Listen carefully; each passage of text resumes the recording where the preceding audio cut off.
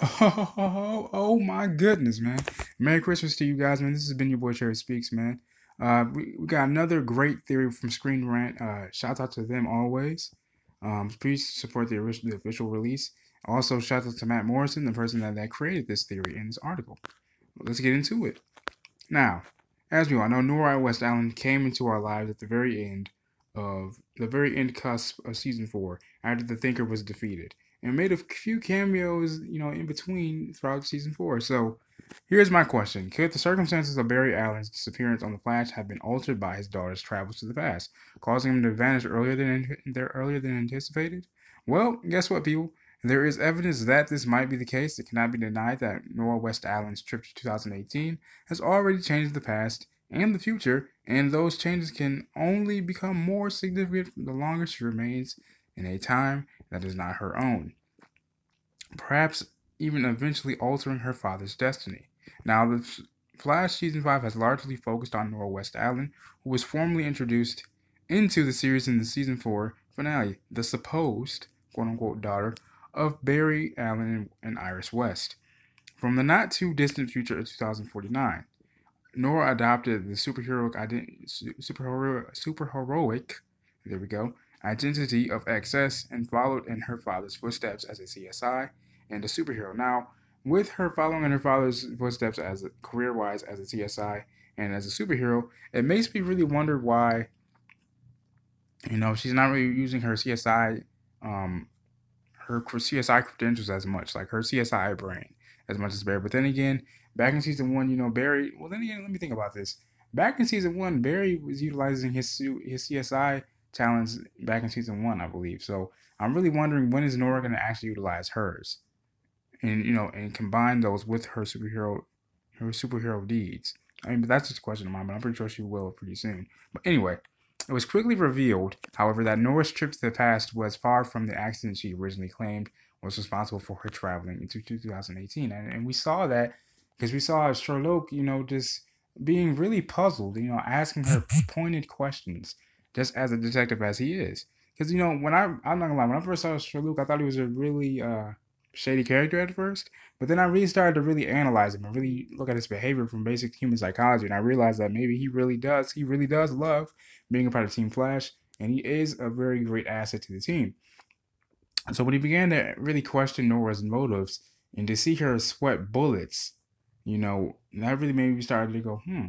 So it really made me, put on my little criminal justice helmet a little bit, tighten it up a little bit, and start to go to work myself. So, but as we all know, she finally confessed that she had gone back in time intentionally to get to know the father she only knew from family legends and museum exhibits, including the Arrowverse's Future Flash Museum, as Barry Allen disappeared in 2024. The fact that that's not so far away is really getting to me, man. It really is. Um, while the early episodes of the Flash season 5 confirmed that Barry's destiny was still on track, the recent Arrowverse crossover event Elseworlds suggested that the crisis which causes the Flash to disappear has been bumped up 5 years. Now, while there are several things that might have caused this to occur, Nora is the prime suspect as the only rogue time traveler seen to have been operating within the relevant time period. Okay, now here it goes. The Flash's Barry Allen disappears in 2024. Now, the time vote is very synonymous with this notion, only because from the very beginning of season one, we saw the time vote and we saw that headline: Barry Allen disappeared. The Flash disappears during Crisis. So ever since then, I've been wondering, like, oh shit, is that how the series is gonna end? Is that how the series is gonna end? So Barry's destined disappearance is in 2024, and it has been a matter of record since the Flash season one, as I just noted. It was here that Reverse Flash, in the guise of Harrison Wells, first looked at the newspaper from April 2024, which had the headline "Flash Missing, Vanishes in Crisis." Now, later in the season, Barry Allen would discover this article and learn that his future self disappeared while fighting alongside Green Arrow, the Atom, and Hawk Girl. Well, I forgot all about that. The same newspaper also made mention of the skies turning red, um, meteorological event of great significance to those comic readers familiar with Crisis on Infinite Earths. This was the same event where Barry Allen vanished while trying to save the multiverse and was presumed dead. I remember reading that as a kid and crying like a damn baby. I remember it very, very fondly. Um, the premiere episode of The Flash's season 5 confirmed that Barry Allen's destiny was still on track. As I just mentioned before, Nora West Allen showed her father a second newspaper from her time dated April 2049. Now, this newspaper headline spoke about how it had been exactly 25 years since The Flash disappeared during some manner of crisis.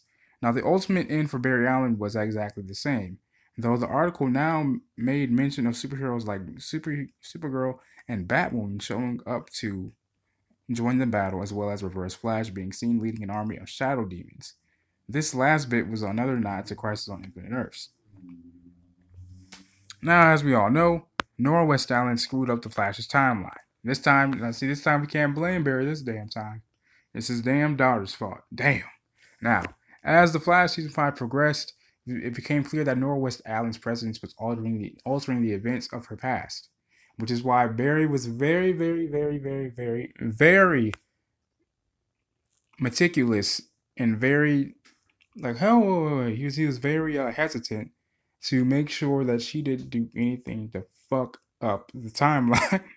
Okay, and eventually, that shedded. That feeling of doing that, eventually shedded because he got close to his damn daughter. They were so much alike, and so now see Nora's efforts to impress her father results in a metahuman criminal called Gridlock evading capture. Now, this surprised Nora, as she said that the records of her time showed Flash easily defeating Gridlock and only fighting him once. So, yeah, that's another major change came at the very end of the episode when Gridlock became the first victim of the serial killer known as Cicada.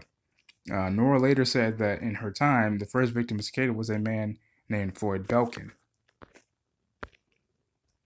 Now, the centerpiece of the Flash's other major subplot in season 5, the murder of Cicada, was a metahuman who had the ability to neutralize the superpowers of other metahumans. Now, according to Nora, Cicada was destined to become the one villain that Flash was never able to stop.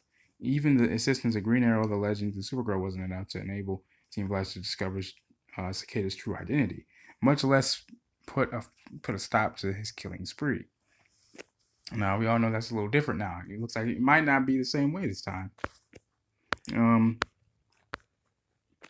At Nora's prompting, the Team Flash enlisted the aid of Harrison Sherlock Wells, the greatest detective in the multiverse, in order to determine Cicada's identity. Now, I remember seeing this, Sherlock kept saying, look, man, out of the 47 times that I've hunted going after Cicada, it's been this guy. But in this case, it wasn't. It was this guy by the name of Orville something. And I apologize for the guy's name. But anyway. Now, as we all know, it was quickly revealed that while Sherlock was a brilliant detective, he was also lazy, and he had jumped to conclusions regarding Cicada's identity on Earth 1. Sherlock had once determined that the Cicada of one Earth was a man named David Hirsch, and having been tasked with tracking down Cicada on 36 other Earths, always accused that Earth's version of David Hirsch. It was then that Team Flash realized that Nora's interference in the destruction of Star Labs satellite had changed the trajectory of the shrapnel that should have empowered David Hirsch, resulting in someone else becoming the Cicada of Earth 1.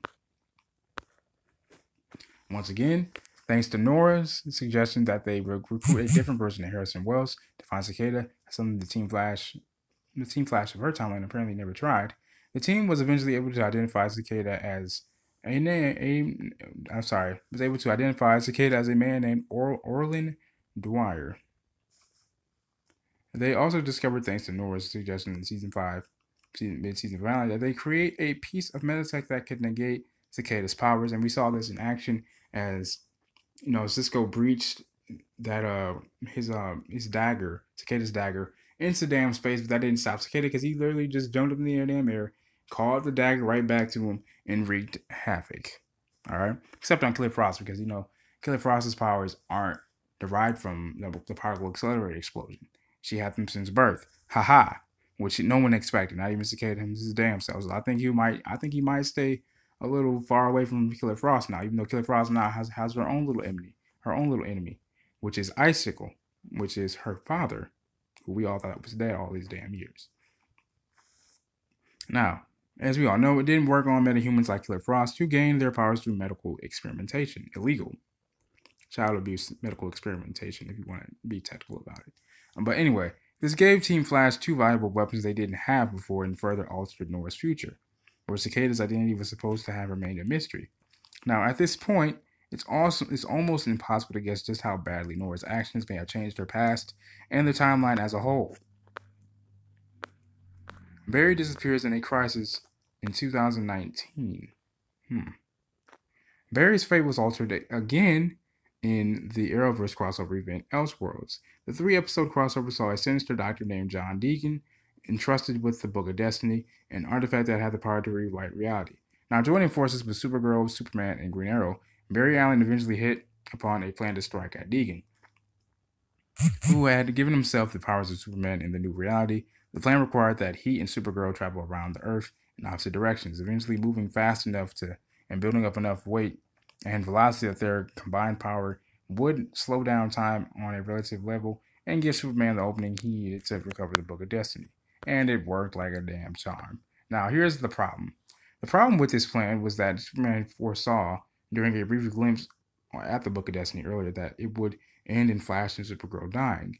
Now, this prompted Green Arrow to seek out the Monitor, a cosmic being who gave Dr. Deegan the Book of Destiny as part of a test of Earth-One's heroes. A very fucked up test indeed, but you know how these heroes get. Well, these anti-hero people are. Anyway, Green Arrow confronted the Bonder over, and I gave, and you guys saw this in my video too. I put a link to that video in the description box below where I gave Green Arrow and Oliver all the props for standing up to the Monitor straight up, like he gave him a damn talking to, and I really appreciated that. And pretty much he confronted the Monitor over how pointless this test was. Now, if his stated goal, sorry. Now, if his stated goal was to find heroes powerful enough to save all of reality from a coming crisis. Now, while granting that Green Arrow had a point, the Monitor said that a price would have to be paid to maintain the balance and change the destinies of the Flash and Supergirl. Now, as we all know, it's still unknown what price Green Arrow agreed to pay, but Supergirl and the Flash did survive the events of Elseworlds. Yet, the event ended on an ominous note, with a maxed inmate in Arkham Asylum assuring the comatose Dr. Deegan that, and I quote, "Everything is as it should be. The stage is set. Worlds will live, worlds will die. The universe will never be the same." End quote. Even without the character being identified as the Psycho Pirate and the line being a clear allusion to Crisis on Infinite Earths, the final outcome of Elseworlds was made clear by a title card announcing that Crisis on Infinite Earths will be 2019's Elseworlds crossover. Now, precisely why Crisis on Infinite Earths is occurring 5 years ahead of when it was suggested is unclear, unless audiences consider the mid-season finale of The Flash, season 5 of The Flash.